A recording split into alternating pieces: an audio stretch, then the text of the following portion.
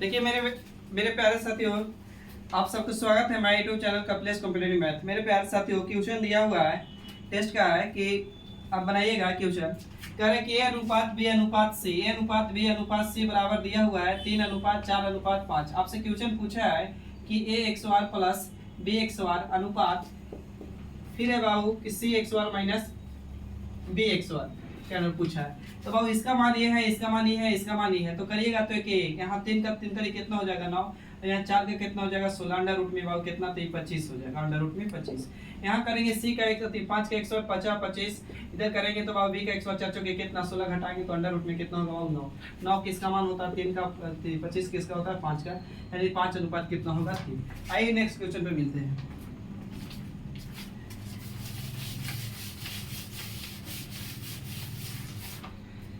कह रहा है बाबू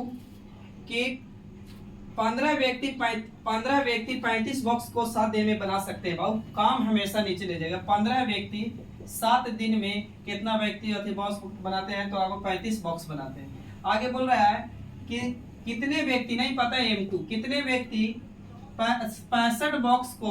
5 दिन में बनाएंगे। कितने दिन में 5, 13 5 65, 5 से काटेंगे 5 7 35, 5 से काटेंगे 15 गुना करेंगे बाबू तो 33 कितना 39, यानी H2 बराबर कितना होगा M2 बराबर 39, यानी 39 दिन में पूरा हो जाएगा। आगे क्वेश्चन कर रहा है 120 पेनों का क्रय मूल्य X पेनों के विक्रय मूल्य के बराबर है। 120 पेनों का क्रय मूल्य X पेनों के विक्रय मूल्य के बराबर है।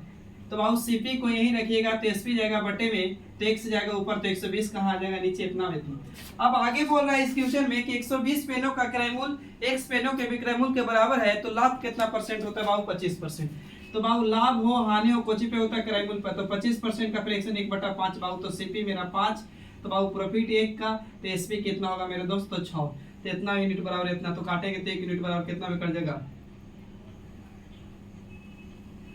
25% का फ्रैक्शन बाबू 1/4 होगा, यानी सीपी मेरा 4, तो एक प्रॉफिट यानी कितना होगा 5, तो काटेंगे तो कितना और में कट जाएगा 24 25 120, तो गुना करेंगे तो 24 चौके कितना हो जाएगा 96, यानी 96 गो क्रेडिट होगा।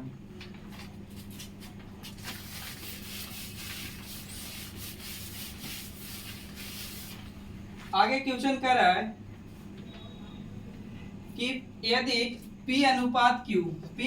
Q बराबर 5:6 दिया हुआ है और Q अनुपात R बराबर दिया हुआ है बाबू कितना 14:15। आपसे पूछ रहा है कि बताइए कि P अनुपात R का मान क्या होगा। तो मेरे दोस्त आप n इस तरह लिखते हैं ना, तो आप उलट के यहाँ n लिखिए, तो जब Q यहाँ भी है Q यहाँ यानी बराबर, तो इसको उलट के लिख लीजिए।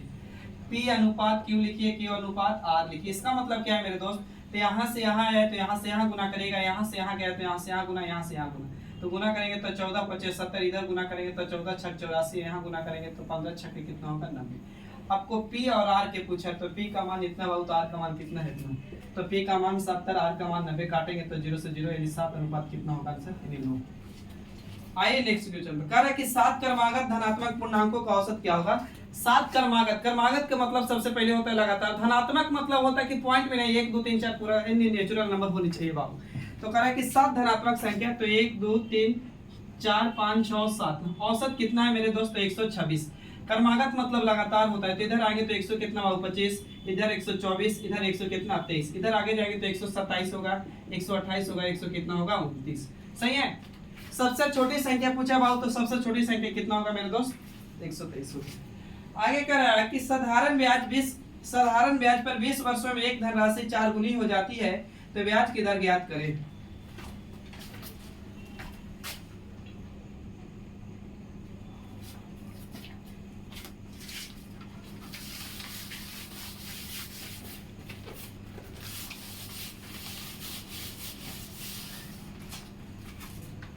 देखिए बाबू कह रहा है कि कोई धन साधारण ब्याज पर 20 वर्षों में कितनी गुनी होती है 4 गुनी। मतलब यार एक लगाया होगा तो 4 होगा, तो जहां शुरू होता है मूलधन, जहां लास्ट होता है अमाउंट, और दोनों के अंतर बाबू कुछ होता है ब्याज, तो ब्याज मेरा कितना होगा मेरे दोस्त, तो 4। आपसे पूछा है कि रेट परसेंट बताइए, तो रेट बराबर फॉर्मूला होता है ब्याज गुने 100, तो ब्याज गुने बाबू 100 बटे में मूलधन गुने काची होगा, तो यहाँ पे दिया हुआ है मूलधन गुने टाइम देने है ना, टाइम कितना बाबू 20, तो काटेंगे तो 20 5 100, पंचों की कितना 20,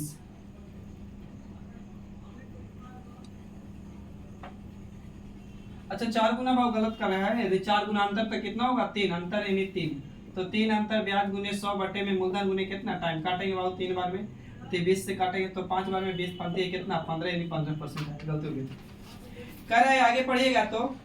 एक टेप रिकॉर्डर को 19 रुपए में बेचने पर 5% की हानि होती है। एक टेप रिकॉर्डर को भाव कितना रुपए में 19 रुपए में बेचने पर 5% की हानि होती है। तो पूछ रहा है आपसे ना कि बताइए कि 20-80 रुपए में बेचने पर क्या होगा। तो भाव दुनिया की कोई भी वस्तु अपने आप में कितना 100, इसमें 5% लॉस हो गया तो कितना हो गया मेरे दोस्त, तो 95 हो गया। एएसपी कितना हो गया 95। अब किताब करें कि हम 1900 में बेच रहे हैं, तो हम देख रहे हैं कि कितना में बेच रहे हैं 95। क्रय मूल्य निकालना है तो गुना कितना से 100 से, 19 से कम 19 19 पहुंचे 95, 5 से काटेंगे तो 20, इधर गुना करेंगे बाबू तो कितना हो जाएगा 2000, यानी सीपी बाबू कितना हजार आ गया तो 2000। अब सीपी 2000 आ गया, इसको बेच कितना में रहे हैं तो 2080 में बेचे, तो प्रॉफिट कितना का 80 का कितना से 2000 से गुने कितना बाबू 100, तो 20 से 20 यहाँ से काटेंगे 0 से काटेंगे तो कितना यानी 4% आएगा।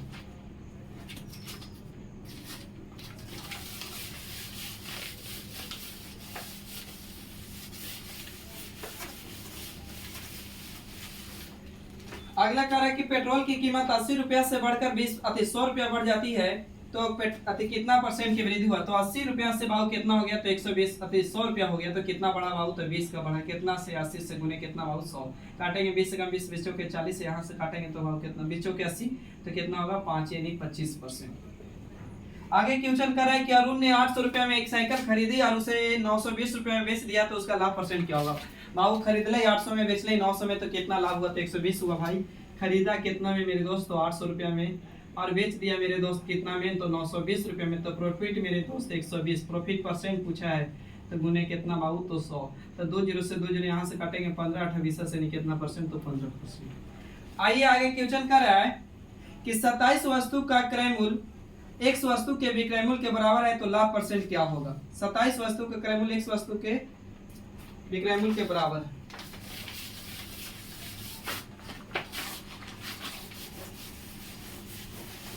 देखिए कहा कि 27 वस्तु का क्रय मूल्य यानी 27 गो का सीपी 100 वस्तु के विक्रय मूल्य दोनों आपस में बराबर है, तो बाबू सीपी यही तो एसपी कहाँ जाएगा बट्टे में मेरे दोस्त, तो 1 से ऊपर जाएगा तो 27 कहाँ नीचे, यानी बेचे बाबू इतना तो खरीदे इतना, लेकिन लाभ हो रहा है भाई कितना 35%, तो 35% काटिएगा 5 सत्ते 35, 5 सत्ते 35, 5 से काटेंगे तो 20 से निभाओगे इतना भाई इतना, तो सीपी मेरे दोस्त कितना लाभ हो हानि हो कुछ भी होता है क्रय मूल्य पर, तो बाबू सीपी मेरा 20, प्रॉफिट 7 का, तो एसपी कितना बाबू 27 का, तो 27 यूनिट बराबर बाबू 27, तो काटेंगे तो एक बार में तो 20 गुने 1 करेंगे तो कितना आएगा, तो यानी 20 यानी सीपी कितना रहा होगा तो 20।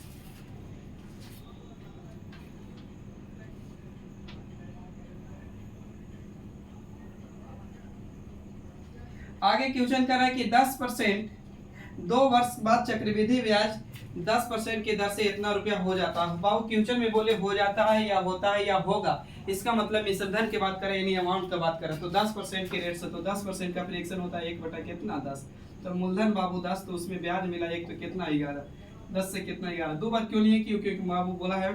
समय 2 साल, तो गुना करेंगे तो इधर 100 बाबू इधर गुना करेंगे तो कितना 120, मूलधन होता है ये होता है अमाउंट, और दोनों के बीच के अंतर जो डिफरेंस होता है ना क्या होता है बाबू तो ब्याज होता है, तो ब्याज करेंगे तो कितना है, इसलिए कि हमको अमाउंट दिया है कि 48 कितना बाबू 40, हम करेंगे अमाउंट 100 कितना 21, मूलधन पूछा है गुना 100 से, काटिएगा बाबू तो कितना बार में 4 बार यानी 40 गुना करेंगे तो कितना आएगा तो 4000 आएगा,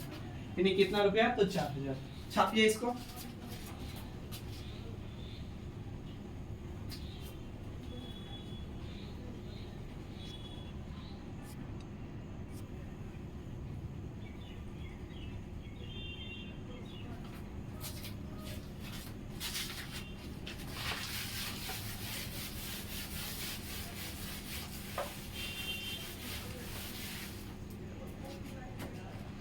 देखिए मेरे प्यारे साथियों कह रहा है क्वेश्चन कि 150 छात्रों की एक कक्षा में 1.5 अति 70 को छात्र गणित में उत्तीर्ण हुए, 60 को रसायन में और बाबू दोनों में उत्तीर्ण हुए हैं कितना 20 को, तो पूछ रहा है कि अनुत्तीर्ण के छात्रों की संख्या। बाबू तो वेन डायग्राम से बना दीजिए इस तरह, तो मैथ में कितना बाबू तो मैथ में आपको 70 स्टूडेंट और इसमें कितना बाबू इसमें 60 को, कुछ में तो केमिस्ट्री में है, और बोला है कि टोटल स्टूडेंट मेरे पास कितना बाबू तो टोटल स्टूडेंट की बात बोला है तो टोटल स्टूडेंट 150 बोला है, टोटल स्टूडेंट कितना बाबू तो 150, तो बाबू दोनों में कितना पास तो 20, बाबू 70 है मैथ में पास, मैथ में 70 तो 20 तो पास हो गया, तो फेल कितना रहा, तो पास इतना है, तो ये कितना रहा होगा बाबू, केवल मैथ में पास कितना रहा होगा, तो 50। केमिस्ट्री में पास कितना बाबू 60, तो 60 में तो बाबू 20 पास है, तो केवल मैथ केमिस्ट्री में पास कितना 40, तो जोड़ दीजिए बाबू, तो कितना होगा 110, यानी 110 तो किसी न किसी तरह से पास है, दोनों में एक केवल दोनों मिला के बाबू पास। लेकिन टोटल स्टूडेंट में है कितना 150 में से 110 पास, तो फेल कितना 40, आपसे यही पूछा था, फेल कितना हो गया 40। आगे की क्वेश्चन बोलिएगा, क्वेश्चन बोल रहा है कि 25% की वार्षिक दर से, वार्षिक साधारण ब्याज की दर से कितने समय में 3 गुना हो जाएगी, तो 3 गुना बोल रहा है बाबू, तो एक लगाया होगा तो 3 गुना, तो बोले कि जहां शुरू मूलधन जहां लास्ट बाबू क्या होता है अमाउंट, तो बीच में अंतर कुछ होता है, तो साधारण ब्याज, तो साधारण ब्याज कितना होगा बाबू, तो 2। तो निकाल दीजिए टाइम बराबर ब्याज गुने 100, तो ब्याज गुने कितना बाबू, तो 100 मूलधन बट्टे में रेट जाएगा, तो काटेंगे 25 चौके 100, 4 दूनी कितना 8, यानी समय कितना साल आ जाएगा मेरे दोस्त, 8 वर्ष। आगे क्वेश्चन कर रहा है कि धारा के साथ और धारा के विपरीत एक नाव की चाल बाबू 22 किलोमीटर और 18 किलोमीटर है, तो बाबू धारा के साथ की फार्मूला होता है V + W, तो धारा के साथ में बाबू 22 किलोमीटर और धारा के विपरीत में V - W कितना है भाई, तो V - W है आपका 18 है। पूछ रहा है कि बताइए धारा के चाल यानी W बराबर, तो मैंने चिन्ह परिवर्तन करी, तो 2W इधर करेंगे तो 4 काटेंगे तो W बराबर कितना आ जाएगा बाबू, तो 2 किलोमीटर प्रति घंटा। आगे क्वेश्चन कर रहा है कि दो रेलगाड़ी की संयुक्त लंबाई क्या होगी जब 80 किलोमीटर प्रति घंटा और चलती है, और उसी दिशा में एक और रेलगाड़ी बाबू 44 किलोमीटर प्रति घंटा से चलती है, तो दूसरी को 40 सेकेंड में पार कर जाती है। मेरे प्यारे साथियों,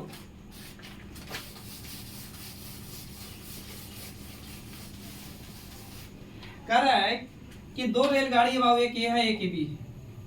ए भी मान लीजिए इसको बाबू जा रहा है 80 किलोमीटर, ये जा रहा है 44, तो दोनों के अंतर करिएगा तो डिफरेंस कितना आएगा बाबू, तो 36। देखिए मेरे दोस्तों कितने सेकंड में पार करी थी, एक दूसरे को बाबू 40 सेकंड में पार कर रहा है। अगर ट्रेन एक ही दिशा में जाती है तो चाल जुड़ती है, लेकिन विपरीत दिशा में चाल जाती है तो क्या होती है, घटती है। तो बाबू दूरी बराबर पूछा है, तो दूरी बराबर चाल गुने समय, तो डिस्टेंस बराबर स्पीड गुने टाइम, तो स्पीड गुने टाइम, तो स्पीड घटाएंगे तो बाबू 36, इसको नियत बराबर करेंगे तो 5/18 टाइम में कितना 40, काटेंगे 18 दूनी की 36, 5 दूनी 10 गुना करेंगे तो कितना बाबू 400, यानी 400 वाली।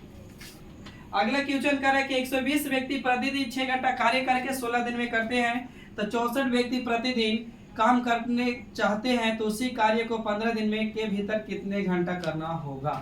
मेरे प्यारे साथियों, M1 D1 H1 के फॉर्मूला लगाइएगा, आंसर आ जाएगा। तो दिखा दीजिए, कह रहा है कि 120 स्टूडेंट बाबू कितना घंटा काम कर रहे हैं, तो 6 घंटा कितना दिन में समाप्त कर रहे हैं, 16 दिन में। अब कह रहा है कि 64 व्यक्ति कितने घंटा काम करेंगे, नहीं पता है H2, और बाबू H2 बैठा दीजिए, और कह रहा है कि आपको 15 दिन में, तो काटिएगा बाबू, तो 16 चौके 64, 4 से 15 चौके 60, 7 दूनी के कितना 120 गुना करेंगे तो 6 दूनी के 12, यानी कितना H2 बराबर आ गया बाबू 12। मेरे प्यारे साथी, आज का सुपर संडे स्पेशल क्लास का क्वेश्चन था। अगर वीडियो अच्छा लगा होगा तो दोस्तों में शेयर करिएगा, लाइक करिएगा, चैनल को सब्सक्राइब करिएगा। और कुछ टेक्निकल फॉल्ट की वजह से वीडियो बढ़िया नहीं बन पा रहा था,